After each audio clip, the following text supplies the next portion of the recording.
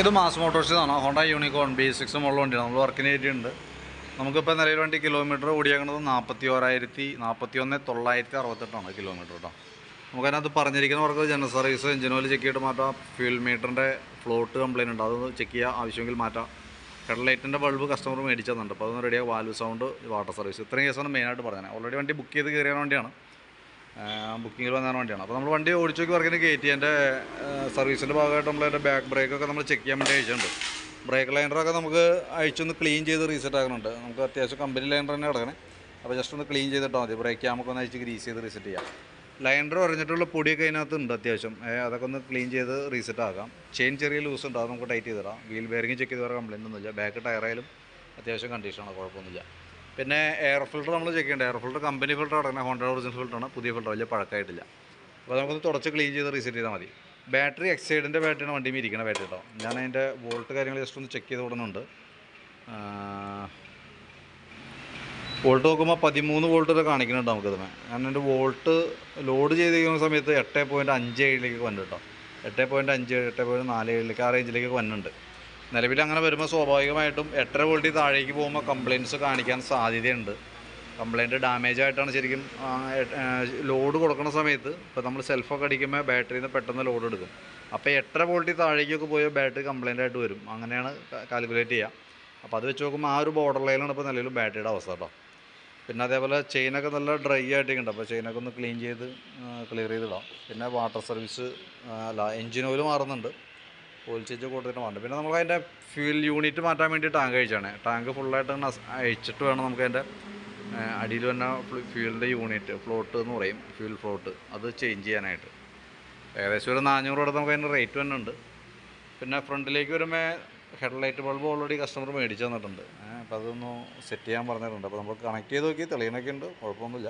Direct through ലൈറ്റാണ്. ശരിക്കും LED ഒക്കെ വരുമ്പോൾ സെപ്പറേറ്റ് എക്സ്ട്രാ സ്വിച്ച് വെച്ച് കൊടുത്തിട്ട് ചെയ്യേണ്ടതാണ്. അപ്പോൾ ആ സ്വിച്ച് താല്പര്യമില്ലാതെ വേണ്ടാന്ന് പറഞ്ഞതുകൊണ്ട് നമ്മൾ ഡയറക്റ്റ് കണക്ട് ചെയ്യാണ്. അപ്പോൾ പറഞ്ഞ രീതിയിൽ തന്നെ സെറ്റ് ചെയ്തിട്ടേക്കാം കേട്ടോ. കണക്ട് ചെയ്ത് നോക്കിയപ്പോൾ തെളിയുന്നതിന് കുഴപ്പമൊന്നുമില്ല, തെളിയുന്നൊക്കെ ഉണ്ട്. പിന്നെ മീറ്ററിനകത്ത് തന്നെ ഒരു പാർക്ക് ബൾബ് പോയിട്ടുണ്ട്. ഇതിൻ്റെ ഉള്ളിൽ നമുക്ക് നൈറ്റ് ഡയലൊക്കെ തെളിഞ്ഞ് കാണാനായിട്ടൊരു ബൾബ് തന്നെ ഉണ്ട്. അപ്പോൾ അത് ഓൾറെഡി ഒരു സൈഡ് പോയിട്ടുണ്ട്, അപ്പോൾ അതൊന്ന് മാറ്റിയിട്ടേക്കാം. ഫ്രണ്ടിലെ വീൽ ബെയറിംഗ് ഒക്കെ ചെക്ക് ചെയ്ത് വേറെ കംപ്ലയിൻ്റ് ഒന്നുമില്ല. ഫ്രണ്ട് ബ്രേക്ക് പാഡ് സെറ്റ് ചെയ്യാലും അത്യാവശ്യം പുതിയ പാഡാണ്. ജസ്റ്റ് ബ്രാക്കറ്റൊക്കെ ഒന്ന് അഴിച്ച് ഗ്രീസ് ചെയ്തിട്ടാൽ മതി. പിന്നെ അതേപോലെ സ്പാർക്ക് പ്ലഗ് ഒന്ന് അഴിച്ച് ക്ലീൻ ചെയ്ത് റീസെറ്റ് ചെയ്യുന്നുണ്ട്.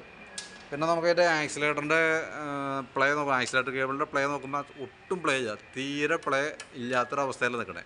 കേബിൾ 2 ഭാഗത്തും നമ്മൾ അഡ്ജസ്റ്റ് ചെയ്യാൻ നോക്കി, പരമാവധി അഡ്ജസ്റ്റ് ചെയ്ത് നിൽക്കണം കേട്ടോ. അപ്പോൾ സത്യം പറഞ്ഞാൽ കേബിൾ ഇപ്പോൾ മാറ്റിയിടാണെങ്കിൽ അതാണ് ഏറ്റവും ബെറ്റർ. കാരണം എന്താ വെച്ചാൽ ഇപ്പോൾ ഓൾറെഡി നമ്മൾ ടാങ്ക് വരെ അഴിച്ച് നിർത്തിയാൽ കാണാം. അപ്പോൾ കൂട്ടത്തിൽ കൂടെ മാറ്റുകയാണെങ്കിൽ ആ കേബിളാണ് നമുക്ക് അഡീഷണൽ വന്നത്. അപ്പോൾ അത് മാറ്റിയിടാണെങ്കിൽ അതായിരിക്കും നല്ലത്.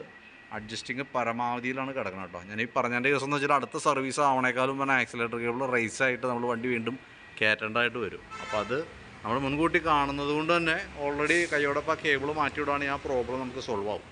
ഇവിടെ ഇങ്ങനെ ആക്സിലേറ്റർ പിടിക്കുന്ന സമയത്ത് ഒരല്പം ഫ്രീ പ്ലേ വേണം. ഏകദേശം ഒരു 10 mm ഫ്രീ പ്ലേ നമുക്ക് കിടക്കണം.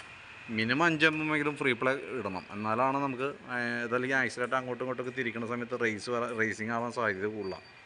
2 കേബിളുകളാണ് വരിക. അപ്പോൾ ഞാൻ ആ എസ്റ്റിമേറ്റിനകത്ത് ഈ ആക്സിലേറ്റർ കേബിൾ അടക്കം ചെയ്യുമ്പോൾ വന്ന എമൗണ്ടാണ് ഉൾപ്പെടുത്തണേ. വീഡിയോ കണ്ടതിന് ശേഷം നോക്കിയിട്ട് പറയാം, വേണ്ടി നമുക്ക് ഒഴിവാക്കാം. കംപ്ലയിൻ്റ് ഉള്ളത് കൊണ്ട് ഞാൻ എസ്റ്റിമേറ്റിനകത്ത് കാണിക്കണമെന്ന് മാത്രം കേട്ടോ. അപ്പോൾ ഞാൻ അതിൻ്റെ ഒരു ഏകദേശം ഒരു എസ്റ്റിമേറ്റൊക്കെ നോക്കിയിട്ട് വാട്സപ്പിൽ ഇട്ടേക്കാം. വീഡിയോ കണ്ടതിന് നോക്കിയിട്ടൊന്ന് റിപ്ലൈ ഇട്ടേക്കാം. വാൽവ് സൗണ്ടിൻ്റെ കേസ് പറഞ്ഞിട്ടുണ്ട്. നിലവിൽ നമുക്ക് വാൽവ് അഡ്ജസ്റ്റിങ് മാക്സിമത്തിലൊക്കെ കിടക്കണേ. നമുക്കതിൻ്റെ ഗൈഡിന് തേമാനം വന്നിട്ടുള്ള സൗണ്ടാണ്, വാൽവ് അടിക്കുന്ന സൗണ്ടല്ല, ഗൈഡിൻ്റെ സൗണ്ടാണ് കാണിക്കുന്നത് കേട്ടോ. അത് ഏകദേശം ഒരു 40,000 മുകളിൽ ഓടിയിട്ടുണ്ട്. പരമാവധി ഉപയോഗിക്കുക, അതിനുള്ള കംപ്ലയിൻറ്റ് കാണിക്കണമില്ല. പരമാവധി ഓടിക്കുക. അതിന് ശേഷം ഇത് കുറേ കൂടി കഴിയുന്നതോറും കൂടി വരും. കൂടുന്ന സമയത്ത് ഹെഡിൻ്റെ ഭാഗം അഴിക്കുക, ഹെഡ് കരി ക്ലീൻ ചെയ്യണ കൂട്ടത്തിലൂടെ, ഹെഡ് ഡീകാർബണൈസിങ് ചെയ്യണ കൂട്ടത്തിലൂടെ അത് ലൈറ്റി കൊടുത്ത് ഗൈഡ് മാറ്റുക. അപ്പോഴാണ് ആ പ്രോബ്ലം സോൾവ് ആവുള്ളൂ കേട്ടോ. ഇപ്പോൾ നമ്മളതിന് വേണ്ടിയിട്ട് അയച്ചിട്ട് പ്രത്യേകിച്ച് കാര്യമൊന്നുമില്ല. അപ്പോൾ ഞാൻ അതിൻ്റെ ഡീറ്റെയിൽ എസ്റ്റിമേറ്റ് വാട്സാപ്പിൽ ഇട്ടേക്കാം. വീഡിയോ കണ്ടുമ്പോൾ നോക്കിയിട്ടൊന്ന് റിപ്ലൈ ഇട്ടേക്കാം. അതനുസരിച്ച് നമുക്ക് വർക്ക് കംപ്ലീറ്റ് ചെയ്യാം. ഓക്കെ.